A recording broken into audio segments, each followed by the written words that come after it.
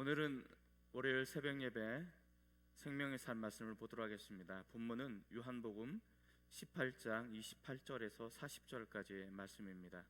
제가 봉독해 드리겠습니다.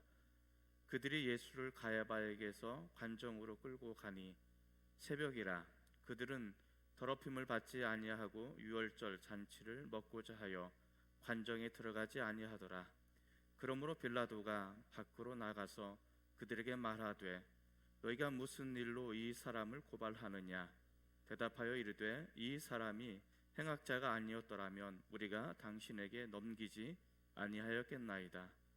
빌라도가 이르되 너희가 그를 데려다가 너희 법대로 재판하라. 유대인들이 이르되 우리에게는 사람을 죽이는 권한이 없나이다 하니 이는 예수께서 자기가 어떠한 죽음으로 죽을 것을 가리켜 하신 말씀을 응하게 하려 함이로라. 이에 빌라도가 다시 관정으로 들어가 예수를 불러 이르되 내가 유대인의 왕이냐? 예수께서 대답하시되 이는 내가 스스로 하는 말이냐?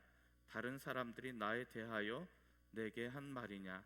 빌라도가 대답하되 내가 유대인이냐? 내가 아니라 사람과 대제사장들이 너를 내게 넘겼으니 내게 무엇을 하였느냐? 예수께서 대답하시되 내 나라는 이 세상에 속한 것이 아니니라.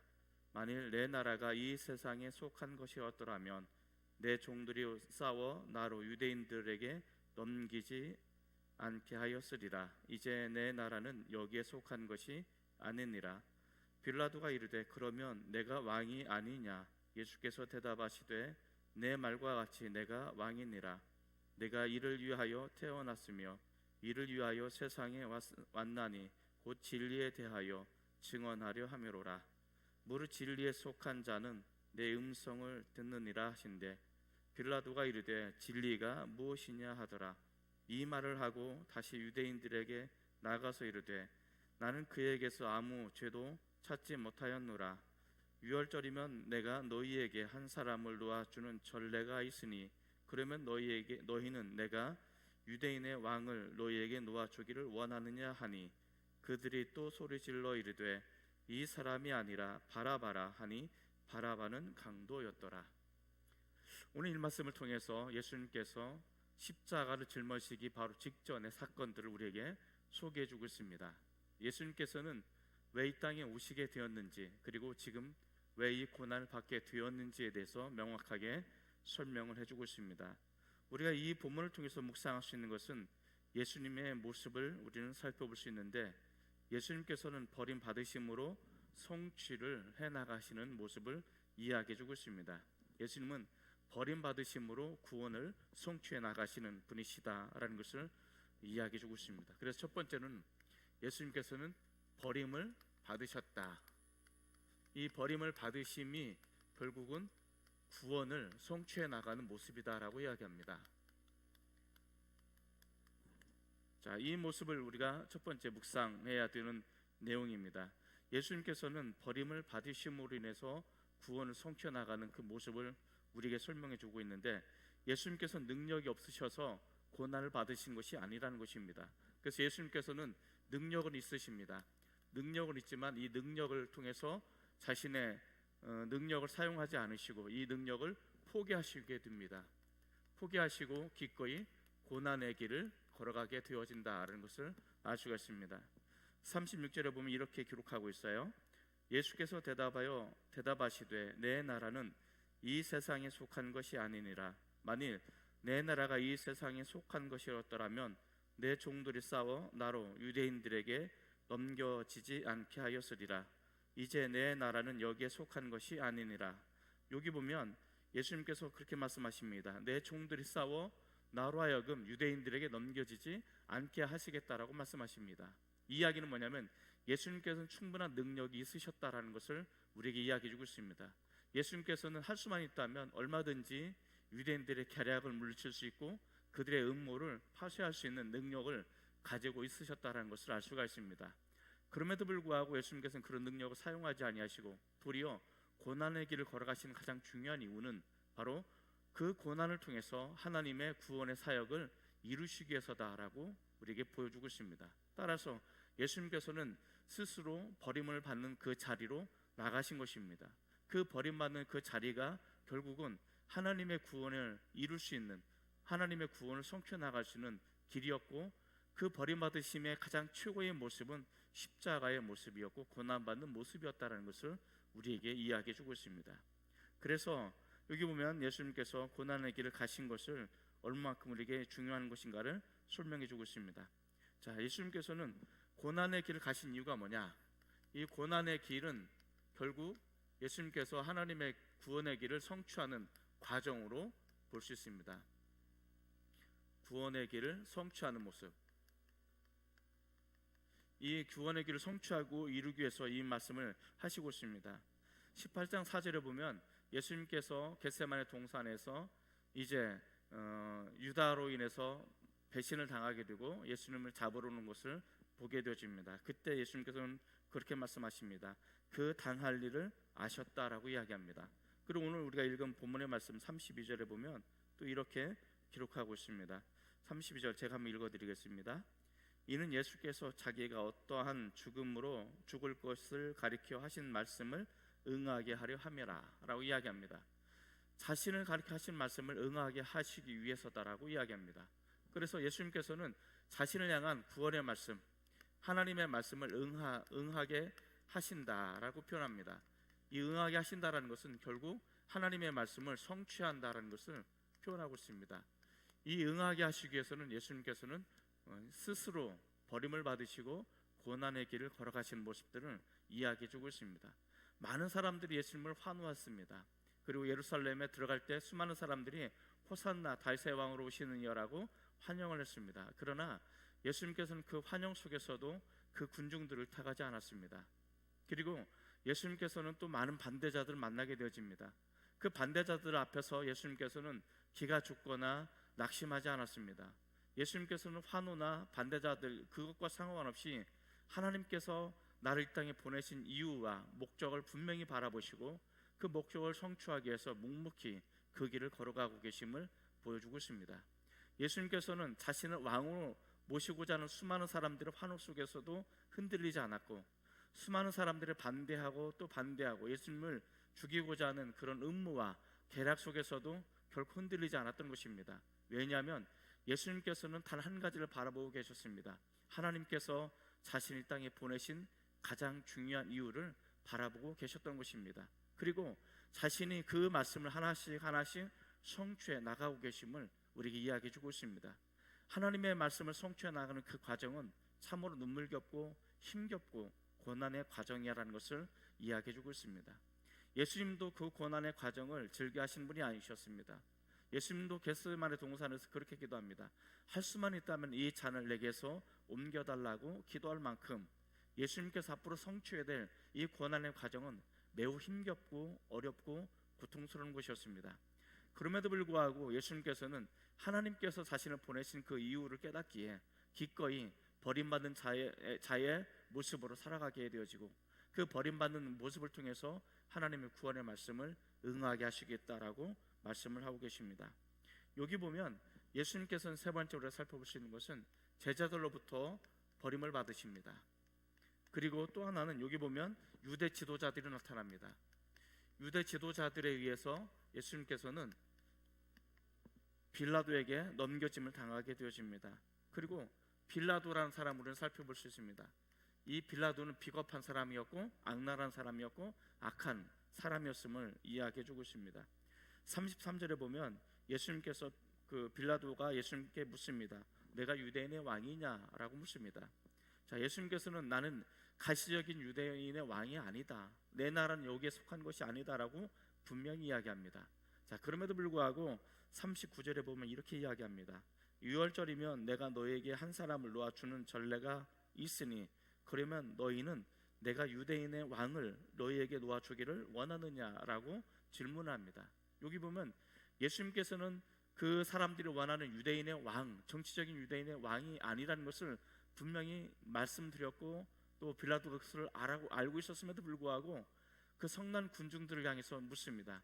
내가 유대인들의 왕을 너에게 놓아주기를 원하느냐라고 할 때 그들은 예수를 정치적인 유대인 왕으로 받아들이지 않는 그런 모습을 알면서도 의도적으로 이 말씀을 하고 있는 것이죠. 여기에는 빌라도의 야비함이 담겨져 있습니다. 그러므로 인해서 자신의 정치적인 야망을 성취하고자 예수님을 철저하게 이용하고 있는 모습들을 우리에게 보여주고 있습니다. 자, 여기 보면 제자들은 두려워서 예수님을 떠났고, 유대인의 지도자들은 자신의 권위가 손상되거나 자신의 이익을 방해받는 것을 포기하지 않기 위해서 예수님을 팔아넘기려는 모습을 가지고 있고, 이 빌라도는 야비함을 통해서 그 예수님을 정치적인 그런 자신의 야망을 채우는 도구로 이용하고 있음을 우리에게 보여주고 있다는 것을 알 수가 있습니다. 또 여기 보면 40절에 보면 그들이 또 소리질러 이르되 이 사람이 아니라 바라바라 하니 바라바는 강도더라. 여기 보면 무리들도 있습니다.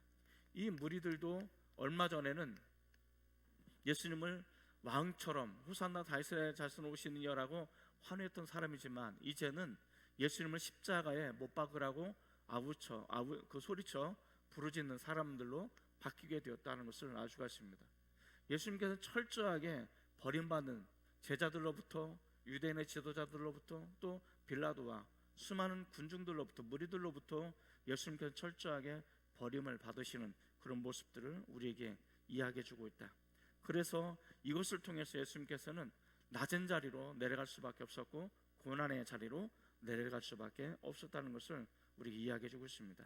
자, 중요한 것은 이러한 버림받으심은 결국은 하나님의 구원을 성취하는 과정이었다라고 우리에게 이야기해 주고 있습니다. 이것이 하나의 어떤 구원의 과정을 우리가 설명해 주고 있습니다. 여기서 우리가 묵상해야 될 부분이 한 가지 있습니다. 그건 뭐냐면, 우리가 지금 현재 당하고 있는 고난, 내가 당하고 있는 알 수 없는, 이해할 수 없는 어떤 어려움들, 이런 어려움들은 결국은 구원을 이루는 수 있는 하나의 과정으로 우리에게 다가올 수도 있다는 것을 이야기해 주고 있습니다. 많은 사람들은 고난을 싫어합니다. 어려움을 싫어합니다. 내가 왜 이렇게 어려움을 가져야 되는가라는 어떤 의구심도 가지고 있을 법합니다. 그래서 많은 사람들은 어떻게 하면 이 자리를 벗어날까, 어떻게 하면 이것을 내가 당하지 않을까라고 생각을 하게 되어집니다. 그런데 한 번쯤 이것을 좀 더 예수님을 통해서 묵상해야 될 것은, 예수님도 버림을 받으시고 그 고난의 과정을 통해서 하나님의 구원의 계획을 성취해 나가시고, 그 결과로 내가 구원을 받았다면 현재 내가 예수님을 믿고 따르는 삶으로서 여러 가지 어려움을 당할 수도 있고, 이해할 수 없는 고난이 다가올 수도 있고, 아픔이 다가올 수도 있다는 것이죠. 그런데 그 아픔을 내가 도망쳐 나가기보다는 그 아픔을 내가 바라보고 수용함으로 인해서 그 과정을 통해서 하나님께서 나를 통해서 이루시고 싶은 구원의 섭리가 있다면 무엇일까? 우리 이것을 한 번쯤은 질문해 볼 필요가 있습니다. 그렇다면 지금 현재 내가 맥없이 당하고 하염없이 당하는 그 고난이 그냥 고난이 아니라 이 고난의 과정을 통해서 더 위대한, 더 놀라운 일들을 성취해 나가고 있음을 우리는 알 수가 있다라고 생각할 수 있습니다. 그래서 오늘 이 말씀을 통해서 현재 내가 고난의 과정 속에 있다면 하나님께서 이 고난의 과정을 어떻게 구원의 과정으로 사용하기를 원하시는가, 이것을 우리가 좀 더 깊이 묵상하신다면 내가 당하는 고난이 의미가 있다는 것을 알 수가 있습니다. 그래서 이 고난은 곧 뭐냐? 고난은 내 삶에 또 다른 의미가 될 수 있다는 것입니다. 내가 또 다른 의미가 될 수 있을 때 이 의미를 통해서 우리는 하나님이 나를 보내신, 내가 하나님께서 나를 통해서 이루시고 싶은 그런 일들이 성취되어질 수 있는 과정이라는 것을 우리가 알 수가 있다는 것을 볼 수 있습니다. 자, 여기서 우리가 두 번째로 생각해 볼 것은, 하나님의 나라는 이 세상에 속한 것이 아니라는 것입니다. 예수님께서 본문의 말씀을 통해서 계속 반복적으로 이야기하고 있습니다. 36절에 보면 내 나라는 이 세상에 속한 것이 아니다라고 이야기합니다. 그렇다면 예수님께서 말씀하시는 예수의 나라, 예수님께서 말씀하셨던 하나님의 나라는 어디에 있을까? 하나님의 나라는 무엇일까? 첫 번째로는 이 하나님의 나라는 세상에 속하지 않았다는 것입니다. 세상에 속하지 않았다. 이게 되게 중요한 부분이죠. 이 세상이라는 것은 무엇을 의미합니까? 세상이라는 것은 결국은 사탄에 속한, 사탄의 영향력 아래에 놓여지는 그런 것을 이야기해 주고 있습니다. 그렇기 때문에 이 세상이라는 것은 한계가 있습니다. 그리고 영원하지가 않습니다. 그리고 언젠가는 하나님으로부터 심판을 받게 되어지고 멸망에 이르게 되어지는 모습들을 이야기해 주고 있습니다. 그럼에도 불구하고 많은 사람들은 이 세상, 없어질, 한계가 있고 언젠가는 심판받고 멸망받을 수밖에 없는 이 세상의 나라를 추구하고 있다는 것을 우리에게 이야기해 주고 있습니다. 이 세상의 나라는 뭘까요? 세상의 나라는 어떻게 보면 많은 사람들이 이루고자 하는 쾌락을 말할 수도 있습니다. 그리고 여기에서는 성공을 말할 수도 있습니다. 그리고 여기에는 나름대로 명예도 있을 수 있고요. 그리고 여기는 돈도 있을 수 있습니다. 이런 과정을 통해서 많은 사람들은 이 세상의 나라를 추구하고자 합니다. 근데 이 세상의 나라는 것은 오래가지 못합니다. 이 세상의 나라를 추구한 사람들이 누굽니까? 유대 지도자들입니다. 그리고 빌라도를 말합니다. 혹은 무리들을 의미합니다. 이 사람들은 영원한 하나님의 나라를 바라보지 못하고 세상의 나라를 바라봤기 때문에 영원한 하나님의 나라를 이야기하시는 예수님을 받아들일 수가 없었던 것입니다. 오늘날 우리는 예수를 믿는 사람들입니다. 그리고 불행하게도 우리는 세상에 속한 사람들이 세상에 속해서 살아갈 수밖에 없습니다. 우리가 세상에 속해서 살아간다 할지라도 나는 세상에 속한 사람이 아니고 하나님의 나라에 속한 사람이라는 것을 잊지 마시길 바랍니다. 이 세상의 나라는 영원하지 않습니다. 이 세상의 나라는 나에게 뭔가 화려함을 가져다 주고 뭔가 명예를 가져다 주고 높은 성공의 이야기, 야망을 이야기할 수도 있지만 그것은 오래가지 못합니다. 한계가 있습니다. 그리고 언젠가는 하나님으로부터 심판받을 수밖에 없다는 것을 우리에게 이야기해 주고 있다라는 것을 보여주고 있는 것이죠. 그래서 우리는 이 세상의 나라를 추구하지 않고 하나님의 나라를 추구하는데 하나님의 나라는 세상에 속해 있지 않습니다. 이것은 영적이기 때문에 그렇다라고 이야기해 주고 있는 것입니다. 두 번째로 볼 수 있는 것은 이 하나님의 나라는 진리에 응답한다는 것입니다. 진리에 응답한다는 것이죠. 자, 이 진리에 응답한다는 것은 어떤 의미가 있습니까? 37절에 보면 그렇게 이야기합니다. 빌라도가 이르되 그러면 내가 왕이 아니냐? 예수께서 대답하시되 내 말과 같이 내가 왕이니라. 내가 이를 위하여 태어났으며 이를 위하여 세상에 만나니 곧 진리에 대하여 증언함이로다. 이야기합니다. 그러면서 무릇 진리에 속한 자는 내 음성을 듣는다라고 이야기합니다. 우리가 주님의 음성을 듣는다라는 것은 내가 진리에 속해 있다라는 것을 이야기해 주고 있습니다. 만약에 내가 진리에 속해 있지 않으면 예수님의 음성을 우리는 들을 수가 없습니다. 예수님께서 나를 부르실 때 우리는 아무런 응답을 할 수가 없습니다. 왜냐하면 우리는 진리에 속해 있지 않기 때문에 그렇다는 것입니다. 그러면 이 진리라는 것은 무엇을 말하는 걸까? 이 진리라는 것은 바로 하나님의 말씀을 말합니다. 이 하나님의 말씀은 결국 우리에게 뭘 가져다 주느냐? 이것은 우리를 구원하시는 말씀을 가져다 주십니다. 자, 그렇기 때문에 우리는 구원을 이루기 위해서는 진리에 응답하는 것입니다. 요한복음 14장 6절에 보면 그렇게 기록되어 있어요. 예수께서 말씀하시되 내가 곧 길이요 진리요 생명이다 라고 말씀하십니다. 자, 예수님께서는 곧 길이십니다. 그리고 진리가 되십니다. 그리고 생명이 되십니다. 그 예수님을 통해서 우리는 하나님 아버지의 나라에 갈 수가 있다라고 이야기합니다. 그렇기 때문에 예수를 믿는다라는 것은 내가 진리에 속한 사람이라는 것을 이야기해주고 있고, 이 진리에 속한 사람은 바로 예수님의 말씀에 응답하는, 하나님의 말씀에 응답하는 사람으로 살아가게 되어진다는 것입니다. 하나님의 말씀은 내 안에 머물게 될 때 내 마음의 양심을 가책을 갖게 만듭니다. 그리고 하나님의 말씀이 내 마음에 머물 때 이 세상 그 어떤 것도 바꿀 수 없는 기쁨과 즐거움이 있습니다. 많은 사람들은 세상의 나라를 바라보게 되어집니다. 그러나 우리는 하나님의 나라를 바라보고 즐거워야 됩니다. 어쩌면 많은 사람들은, 세상 사람들은 세상의 나라를 바라보면서 즐거워하고 기뻐합니다. 거기는 탐닉적인 것이 있고, 거기는 쾌락적인 것이 있고, 탐욕적인 것이 있기 때문에 그렇습니다. 마치 뭔가 내 손에 잡히는 것처럼 보여지고, 뭔가 내가 이루는 것처럼 보여지고, 마치 뭔가 그 안에 있으면 내가 무엇을 할 것처럼 보여지지만 사실은 아무것도 남아있는 것이 없습니다. 반면에 하나님의 나라는 내 손으로 잡혀지지가 않습니다. 때로는 내 눈에 보여지지도 않습니다. 그러나 믿음의 눈으로 바라봤을 때, 그 믿음의 말씀 가운데 진리의 말씀이 속했을 때 이 세상 어떤 것과도 바꿀 수 없는 기쁨과 즐거움이 우리 안에 있게 되어집니다. 그렇기 때문에 우리는 그 하나님의 나라를 바라보면서 살아갈 수가 있는 것입니다. 많은 사람들은 이 세상 삶으로 인해서 지쳐 있습니다. 힘들어하고 있고 어려워하고 있습니다. 그럼에도 불구하고 우리가 이 세상을 바라보지 않고 하나님의 나라를 바라보기 때문에 우리 이 세상 그 어떤 어려움 속에서도 이겨나갈 수 있는 능력이 우리 안에 있음을 우리가 보여주고 있습니다. 오늘 이 하나님의 나라는 세상에 속한 것이 아니고 오직 진리 가운데 있고 진리를 통해서 우리에게 응답하시는, 그래서 내가 하나님의 나라에 속한 것을 깨달으시고 우리가 이 하나님의 나라를 추구할 수 있는 저와 여러분들의 삶이 오늘 하루의 삶을 통해서 온전히 일어날 수 있기를 주님의 이름으로 축복을 드립니다. 잠시 기도하시겠습니다. 사랑은 나의 하나님 아버지, 참으로 감사를 드립니다.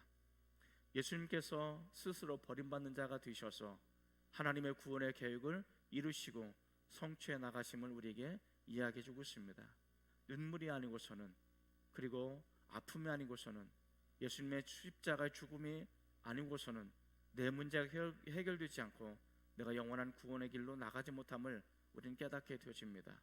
그분의 아픔과 그분의 고통과 그분의 눈물을 통해서 내 안에 많은 아픔들이 치유되어지고 내 영혼이 구원을 받고 내 삶의 모든 가치가 다시 일어나는 것처럼, 이 예수님의 그 아픔을, 예수님의 버림받으심을 우리가 묵상하게 하시고 그 버림받으심이 구원의 길을 성취해 나가는 것처럼, 하나님 아버지, 오늘 우리가 이 세상 살아가게 될 때 우리가 이해할 수 없고 말할 수 없는 고난과 아픔이 다가오거든 그 고난과 아픔을 통해서 구원의 또 다른 섭리를 발견해 나가게 하시고, 나를 통해서, 나의 아픔을 통해서, 나의 눈물을 통해서 누군가가 위로받고 누군가가 구원을 받고 누군가가 즐거워할 수 있는 예수님의 길을 걸어갈 수 있는 믿음의 사람들이 될 수 있도록 축복하여 주시옵소서.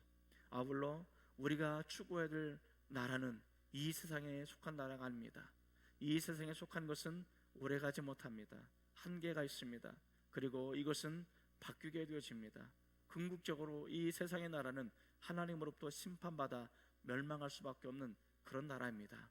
우리는 그렇게 그런 나라를 바라보고 추구하는 삶을 사는 어리석은 자가 되지 아니하고, 영원한 하나님의 나라, 진리에 속한 하나님의 나라, 우리가 구원받고 이루어야 될 그 하나님의 나라를 바라보고 즐거워할 수 있는 삶을 살 수 있도록 하나님 축복하여 주시옵소서. 오늘 장평에 속한 모든 성도들이 이 말씀을 부여잡고 말씀으로 승리할 수 있는 귀한 은혜가 넘쳐나길 소망하고 예수님의 이름으로 간절히 축복하며 기도드립니다. 아멘.